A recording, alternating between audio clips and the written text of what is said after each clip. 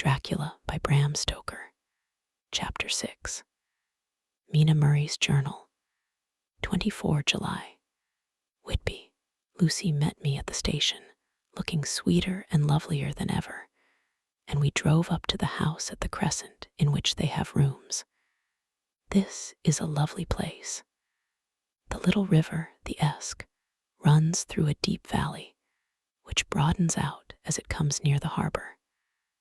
A great viaduct runs across, with high piers, through which the view seems somehow further away than it really is. The valley is beautifully green, and it is so steep that when you are on the high land on either side, you look right across it, unless you are near enough to see down. The houses of the old town, the side away from us, are all red-roofed, and seem piled up one over the other anyhow, like the pictures we see of Nuremberg. Right over the town is the ruin of Whitby Abbey, which was sacked by the Danes, and which is the scene of part of Marmion, where the girl was built up in the wall. It is a most noble ruin, of immense size, and full of beautiful and romantic bits. There is a legend that a white lady is seen in one of the windows. Between it and the town, there is another church, the parish one, round which is a big graveyard, all full of tombstones. This is to my mind the nicest spot in Whitby, for it lies right over the town, and has a full view of the harbor, and all up the bay to where the headland called Kettleness stretches out into the sea. It descends so steeply over the harbor that part of the bank has fallen away, and some of the graves have been destroyed. In one place, part of the stonework of the graves stretches out over the sandy pathway far below.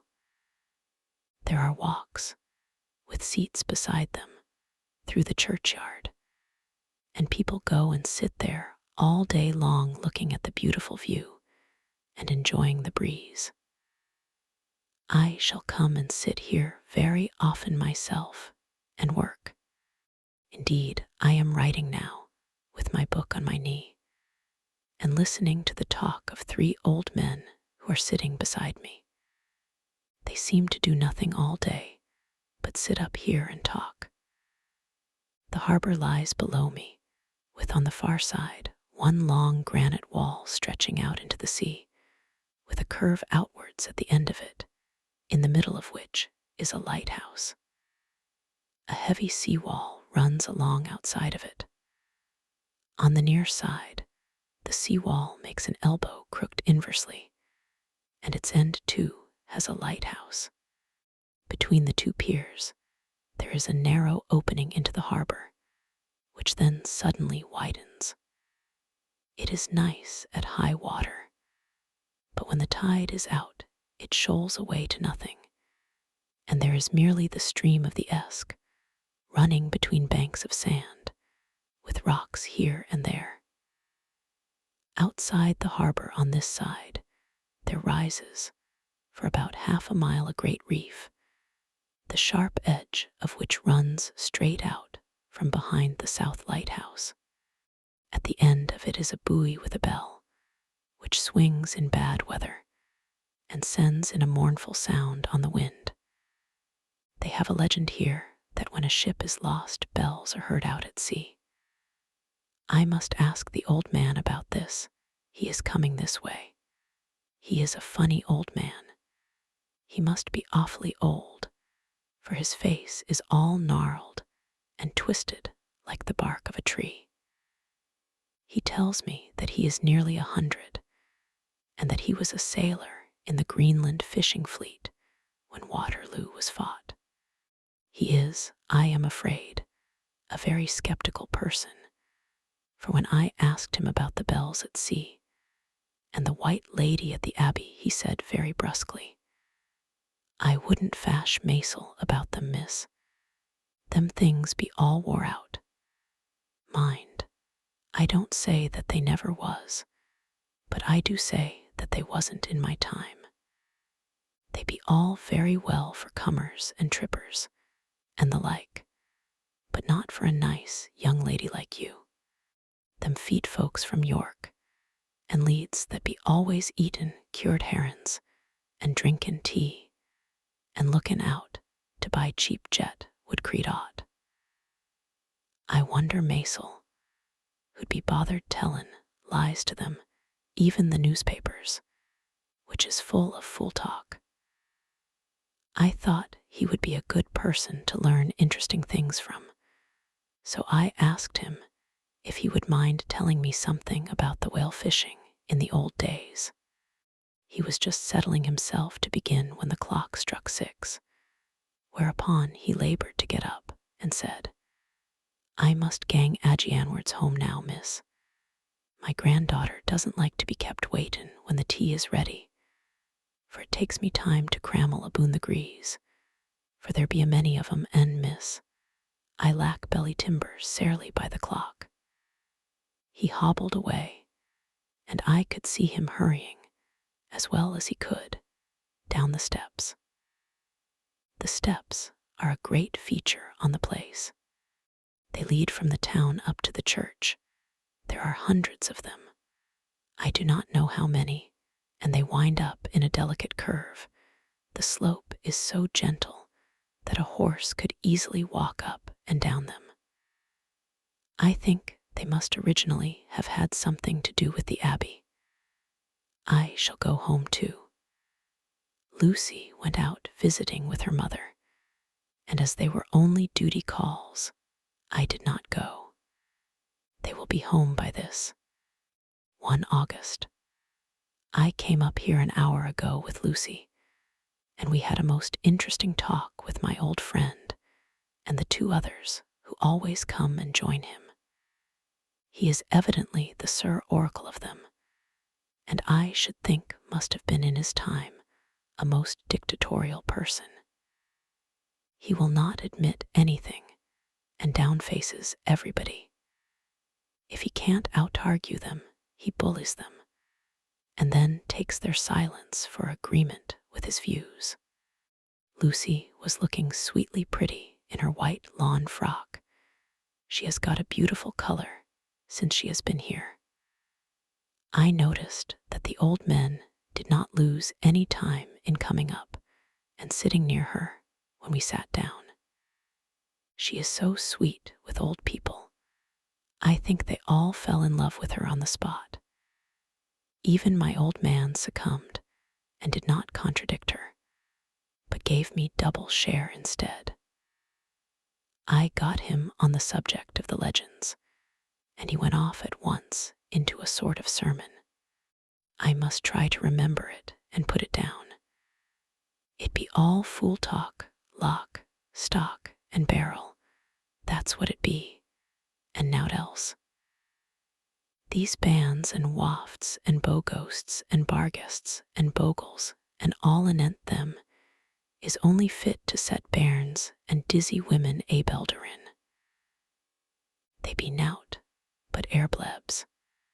They and all grims and signs and warnin' be all invented by parsons and ilsome buke bodies and railway touters to skeer and scunner halflins, and to get folks to do somethin' that they don't other incline to. It makes me ireful to think o' them. Why, it's them that, not content with printin', lies on paper and preachin' them out of pulpits, does want to be cuttin' them on the tombstones. Look here all around you in whate'er ye will, all them steens, holdin' up their heads as well as they can out of their pride, is a cant, simply tumblin' down with the weight o' the lies wrote on them. Here lies the body, or sacred to the memory, wrote on all of them, and yet in nigh half of them there bean't no bodies at all, and the memories of them bean't cared a pinch of snuff about, much less sacred. Lies all of them nothin' but lies of one kind or another. My Gog, But it'll be a quare scouterment at the day of judgment when they come tumblin' up in their death sarks, all juped together and tryin' to drag their tombsteans with them to prove how good they was, some of them trimlin' and ditherin', with their hands that dozened and slippy from lyin' in the sea that they can't even keep their grup o' them. I could see from the old fellow's self-satisfied air and the way in which he looked round for the approval of his cronies that he was showing off, so I put in a word to keep him going. "Oh, Mr. Swales, you can't be serious. Surely these tombstones are not all wrong. Yablins, there may be a poorish few not wrong, Savin, where they make out the people too good. For there be folk that do think a balm bowl be like the sea, if only it be their own. The whole thing be only lies. Now look you here, you come here a stranger, and you see this Kirkgarth."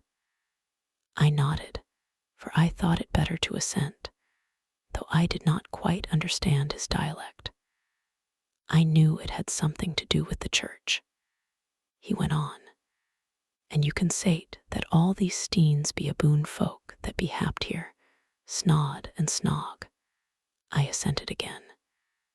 "Then that be just where the lie comes in. Why, there be scores of these lay beds that be tomb as old Dunn's back-a-box on Friday night."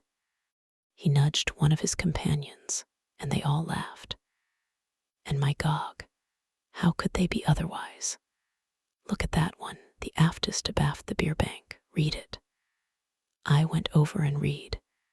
"Edward Spencelog, Master Mariner, murdered by pirates off the coast of Andres, April 1854, eat 30. When I came back, Mr. Swales went on. "Who brought him home, I wonder, to hap him here. Murdered off the coast of Andres. And you can sated his body lay under. Why, I could name ye a dozen whose bones lie in the Greenland seas above." He pointed northwards, "or where the currents may have drifted them. There be the steens around ye. Ye can, with your young eyes, read the small print of the lies from here. This Braithwaite Lowry, I knew his father, lost in the lively off Greenland in 20. Or Andrew Woodhouse, drowned in the same seas in 1777. Or John Paxton, drowned off Cape Farewell a year later. Or old John Rawlings, whose grandfather sailed with me, drowned in the Gulf of Finland in 50. Do ye think that all these men will have to make a rush to Whitby when the trumpet sounds? I have me antherems aboot it. I tell ye that when they got here they'd be jomlin and jostlin one another, that way that it 'ud be like a fight up on the ice in the old days, when we'd be at one another from daylight to dark, and tryin' to tie up our cuts by the light of the aurora borealis." This was evidently local pleasantry, for the old man cackled over it, and his cronies joined in with gusto. But I said, "Surely you are not quite correct, for you start on the assumption that all the poor people, or their spirits, will have to take their tombstones with them on the day of judgment. Do you think that will be really necessary? Well, what else be they tombstones for? Answer me that, miss. To please their relatives, I suppose. To please their relatives, you suppose." This he said with intense scorn. "How will it pleasure their relatives to know that lies is wrote over them, and that everybody in the place knows that they be lies?" He pointed to a stone at our feet, which had been laid down as a slab, on which the seat was rested, close to the edge of the cliff. "Read the lies on that thruffstein," he said. The letters were upside down to me from where I sat, but Lucy was more opposite to them, so she leant over and read, sacred to the memory of George Cannon, who died in the hope of a glorious resurrection on July 29, 1873, falling from the rocks at Kettleness. This tomb was erected by his sorrowing mother to her dearly beloved son. He was the only son of his mother, and she was a widow. Really, Mr. Swales, I don't see anything very funny in that. She spoke her comment very gravely and somewhat severely. You don't see aught funny. Ha, ha. But that's because you don't gom the sorrowin' mother was a hellcat that hated him because he was acrooked, a regular lamiter he was. And he hated her so that he committed suicide in order that she mightn't get an insurance she put on his life. He blew nigh the top of his head off with an old musket that they had for scarin' the crows with. 'Twarn't for crows then, for it brought the clegs and the doups to him. That's the way he fell off the rocks. And as to hopes of a glorious resurrection, I've often heard him say Maisel that he hoped he'd go to hell, for his mother was so pious that she'd be sure to go to heaven, and he didn't want to addle where she was. Now isn't that Steen at any rate? He hammered it with his stick as he spoke. A pack of lies. And won't it make Gabriel Keckle when Geordie comes pantin' up the grease with the tombstone balanced on his hump and asks it to be took as evidence? I did not know what to say, but Lucy turned the conversation as she said, rising up, "Oh, why did you tell us of this? It is my favorite seat, and I cannot leave it. And now I find I must go on sitting over the grave of a suicide. That won't harm ye, my pretty, and it may make poor Geordie gladsome to have so trim a lass sittin' on his lap. That won't hurt ye. Why, I've sat here off and on for nigh 20 years past, and it hasn't done me no harm. Don't ye fash about them as lies under ye, or that dosen lie there either. It'll be time for ye to be getting scart when ye see the tombstones all run away with, and the place as bare as a stubble field. There's the clock, and I must gang. My service to ye, ladies." And off he hobbled. Lucy and I sat a while, and it was all so beautiful before us that we took hands as we sat, and she told me all over again about Arthur and their coming marriage. That made me just a little heartsick, for I haven't heard from Jonathan for a whole month, the same day. I came up here alone, for I am very sad. There was no letter for me. I hope there cannot be anything the matter with Jonathan. The clock has just struck 9. I see the lights scattered all over the town, sometimes in rows where the streets are, and sometimes singly.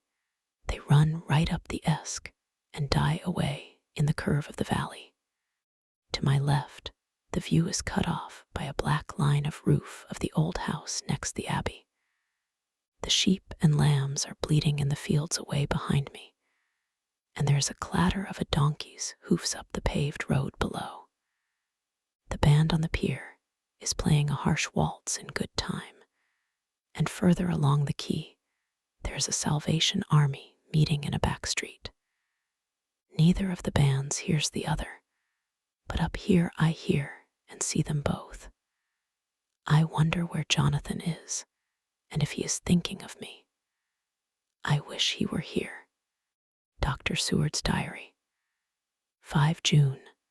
The case of Renfield grows more interesting the more I get to understand the man. He has certain qualities very largely developed: selfishness, secrecy, and purpose. I wish I could get at what is the object of the latter. He seems to have some settled scheme of his own, but what it is I do not yet know. His redeeming quality is a love of animals, though indeed he has such curious turns in it that I sometimes imagine he is only abnormally cruel. His pets are of odd sorts. Just now his hobby is catching flies. He has at present such a quantity that I have had myself to expostulate.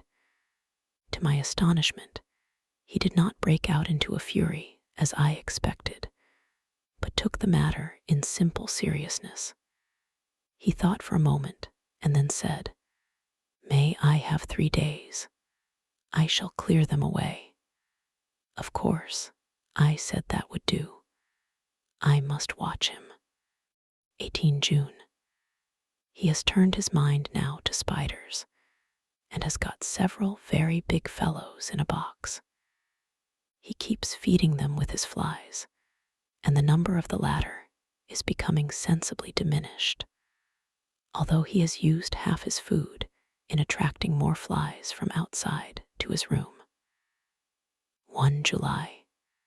His spiders are now becoming as great a nuisance as his flies, and today I told him that he must get rid of them. He looked very sad at this, so I said that he must clear out some of them at all events. He cheerfully acquiesced in this, and I gave him the same time as before for reduction.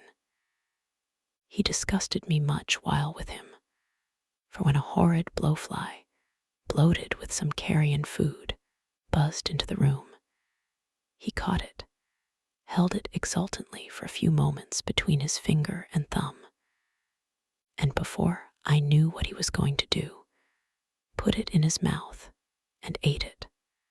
I scolded him for it, but he argued quietly that it was very good and very wholesome, that it was life, strong life, and gave life to him.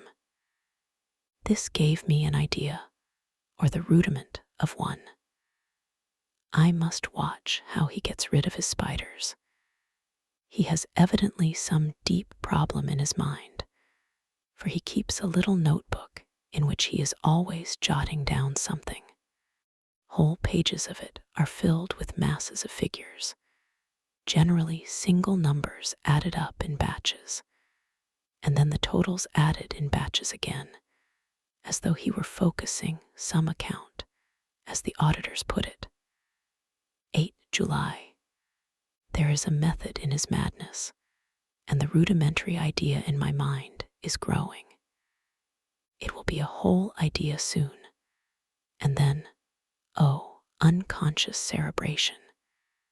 You will have to give the wall to your conscious brother. I kept away from my friend for a few days, so that I might notice if there were any change. Things remain as they were, except that he has parted with some of his pets and got a new one. He has managed to get a sparrow and has already partially tamed it. His means of taming is simple, for already the spiders have diminished. Those that do remain, however, are well fed, for he still brings in the flies by tempting them with his food. 19 July. We are progressing. My friend has now a whole colony of sparrows, and his flies and spiders are almost obliterated. When I came in, he ran to me and said he wanted to ask me a great favor, a very, very great favor. And as he spoke, he fawned on me like a dog. I asked him what it was, and he said, with a sort of rapture in his voice and bearing, "A kitten, a nice little, sleek, playful kitten that I can play with and teach and feed and feed and feed." I was not unprepared for this request, for I had noticed how his pets went on increasing in size and vivacity, but I did not care that his pretty family of tame sparrows should be wiped out in the same manner as the flies and the spiders. So I said I would see about it, and asked him if he would not rather have a cat than a kitten. His eagerness betrayed him as he answered, Oh, yes, I would like a cat. I only asked for a kitten, lest you should refuse me a cat.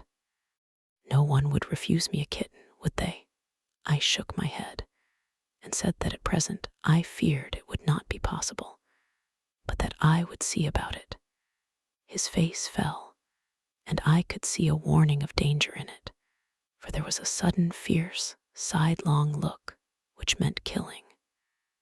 The man is an undeveloped homicidal maniac. I shall test him with his present craving and see how it will work out, then I shall know more. 10 p.m.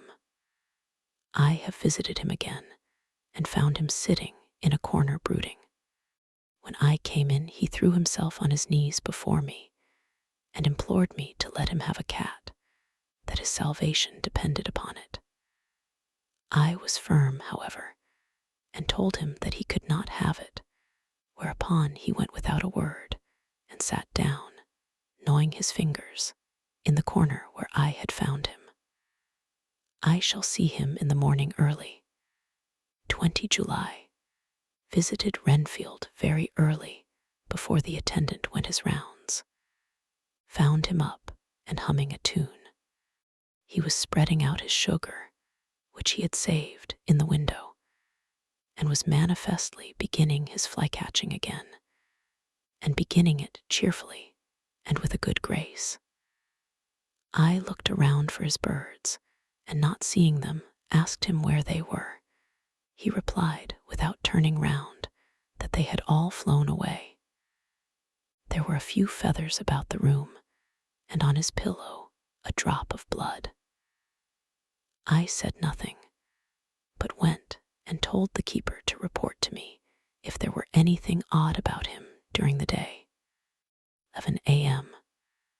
The attendant has just been to me to say that Renfield has been very sick and has disgorged a whole lot of feathers. My belief is, doctor, he said, that he has eaten his birds and that he just took and ate them raw. 11 p.m. I gave Renfield a strong opiate tonight, enough to make even him sleep, and took away his pocketbook to look at it. The thought that has been buzzing about my brain lately is complete, and the theory proved. My homicidal maniac is of a peculiar kind. I shall have to invent a new classification for him, and call him a Zarphagus, life-eating maniac. What he desires is to absorb as many lives as he can, and he has laid himself out to achieve it in a cumulative way. He gave many flies to one spider and many spiders to one bird, and then wanted a cat to eat the many birds. What would have been his later steps? It would almost be worth while to complete the experiment. It might be done if there were only a sufficient cause. Men sneered at vivisection, and yet look at its results today. Why not advance science in its most difficult and vital aspect, the knowledge of the brain? Had I even the secret of one such mind, did I hold the key to the fancy of even one lunatic, I might advance my own branch of science to a pitch compared with which Burden Sanderson's physiology or Ferrier's brain knowledge would be as nothing. If only there were a sufficient cause. I must not think too much of this, or I may be tempted. A good cause might turn the scale with me, for may not I too be of an exceptional brain, congenitally? How well the man reasoned, lunatics always do within their own scope. I wonder at how many lives he values a man, or if at only one. He has closed the account most accurately, and today begun a new record. How many of us begin a new record with each day of our lives? To me, it seems only yesterday that my whole life ended with my new hope, and that truly I began a new record. So it will be until the great recorder sums me up, and closes my ledger account with a balance to profit or loss. Oh, Lucy, Lucy, I cannot be angry with you, nor can I be angry with my friend whose happiness is yours, but I must only wait on hopeless and work. Work, work. If I only could have as strong a cause as my poor mad friend there, a good, unselfish cause to make me work, that would be indeed happiness. Mina Murray's Journal, 26 July. I am anxious, and it soothes me to express myself here. It is like whispering to one's self and listening at the same time. And there is also something about the shorthand symbols that makes it different from writing. I am unhappy about Lucy and about Jonathan. I had not heard from Jonathan for some time and was very concerned. But yesterday, dear Mr. Hawkins, who is always so kind, sent me a letter from him. I had written asking him if he had heard, and he said the enclosed had just been received. It is only a line dated from Castle Dracula, and says that he is just starting for home. That is not like Jonathan. I do not understand it, and it makes me uneasy. Then, too, Lucy, although she is so well, has lately taken to her old habit of walking in her sleep. Her mother has spoken to me about it, and we have decided that I am to lock the door of our room every night. Mrs. Westenra has got an idea that sleepwalkers always go out on roofs of houses and along the edges of cliffs, and then get suddenly wakened and fall over with a despairing cry that echoes all over the place. Poor dear, she is naturally anxious about Lucy, and she tells me that her husband, Lucy's father, had the same habit, that he would get up in the night and dress himself and go out if he were not stopped. Lucy is to be married in the autumn, and she is already planning out her dresses and how her house is to be arranged. I sympathize with her, for I do the same, only Jonathan and I will start in life in a very simple way, and shall have to try to make both ends meet. Mr. Holmwood, he is the Hun. Arthur Holmwood, only son of Lord Godalming, is coming up here very shortly, as soon as he can leave town, for his father is not very well, and I think dear Lucy is counting the moments till he comes. She wants to take him up to the seat on the churchyard cliff and show him the beauty of Whitby. I dare say it is the waiting which disturbs her. She will be all right when he arrives. 27 July. No news from Jonathan. I am getting quite uneasy about him, though why I do not know. But I do wish that he would write, if it were only a single line. Lucy walks more than ever, and each night I am awakened by her moving about the room.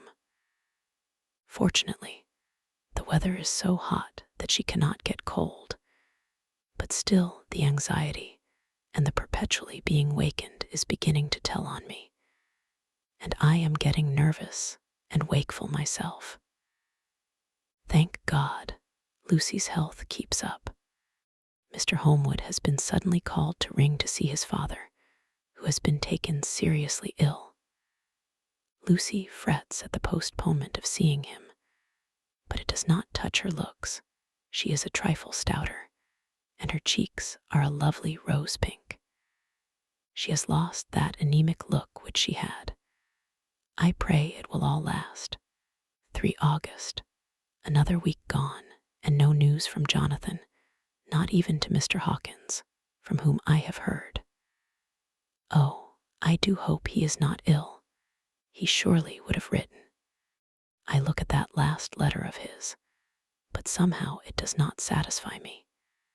It does not read like him, and yet it is his writing. There is no mistake of that. Lucy has not walked much in her sleep the last week, but there is an odd concentration about her which I do not understand. Even in her sleep, she seems to be watching me. She tries the door and, finding it locked, goes about the room searching for the key. 6 August. Another 3 days and no news. This suspense is getting dreadful. If I only knew where to write to or where to go to, I should feel easier. But no one has heard a word of Jonathan since that last letter. I must only pray to God for patience. Lucy is more excitable than ever, but is otherwise well. Last night was very threatening, and the fishermen say that we are in for a storm. I must try to watch it and learn the weather signs. Today is a gray day, and the sun as I write is hidden in thick clouds, high over Kettleness. Everything is gray except the green grass, which seems like emerald amongst it, gray earthy rock, gray clouds, tinged with the sunburst at the far edge, hang over the gray sea, into which the sand points stretch like gray fingers. The sea is tumbling in over the shallows, and the sandy flats with a roar, muffled in the sea mists drifting inland. The horizon is lost in a gray mist. All is vastness. The clouds are piled up like giant rocks, and there is a brool over the sea that sounds like some presage of doom. Dark figures are on the beach here and there, sometimes half shrouded in the mist, and seem men like trees walking. The fishing boats are racing for home, and rise and dip in the ground swell as they sweep into the harbor, bending to the scuppers. Here comes old Mr. Swales. He is making straight for me, and I can see, by the way he lifts his hat, that he wants to talk. I have been quite touched by the change in the poor old man. When he sat down beside me, he said in a very gentle way, "I want to say something to you, miss." I could see he was not at ease, so I took his poor old wrinkled hand in mine and asked him to speak fully. So he said, leaving his hand in mine, "I'm afraid, my dearie, that I must have shocked you by all the wicked things I've been sayin' about the dead, and such like, for weeks past. But I didn't mean them, and I want ye to remember that when I'm gone. We odd folks that be daffled, and with one foot abaft the crock-hool, don't altogether like to think of it, and we don't want to feel scarred of it. And that's why I've took to mackin' light of it, so that I'd cheer up my own heart a bit. But Lord love ye, miss, I ain't afraid of dyin', not a bit, only I don't want to die if I can help it. My time must be nigh at hand now, for I be odd, and 100 years is too much for any man to expect, and I'm so nigh it that the odd man is already whettin' his scythe. Ye see, I can't get out the habit of caffin about it all at once. The chaffs will wag as they be used to. Some day soon the angel of death will sound his trumpet for me. But don't ye duel and greet, my dearie, for he saw that I was crying. If he should come this very night, I'd not refuse to answer his call. For life be, after all, only a waitin' for something else than what we're doin', and death be all that we can rightly depend on. But I'm content, for it's common to me, my dearie, and common quick. It may be common while we be lookin' and wonderin'. Maybe it's in that wind out over the sea that's bringin' with it loss and wreck, and sore distress, and sad hearts. Look, look, he cried suddenly. There's something in that wind, and in the host beyant that sounds, and looks, and tastes, and smells like death. It's in the air I feel it common. Lord, make me answer cheerful when my call comes. He held up his arms devoutly and raised his hat. His mouth moved as though he were praying. After a few minutes' silence, he got up, shook hands with me, and blessed me, and said goodbye, and hobbled off. It all touched me and upset me very much. I was glad when the Coast Guard came along with his spyglass under his arm. He stopped to talk with me, as he always does, but all the time kept looking at a strange ship. I can't make her out, he said. She's a Russian, by the look of her, but she's knocking about in the queerest way. She doesn't know her mind a bit. She seems to see the storm coming, but can't decide whether to run up north in the open or to put in here. Look there again. She is steered mighty strangely, for she doesn't mind the hand on the wheel changes about with every puff of wind. We'll hear more of her before this time tomorrow.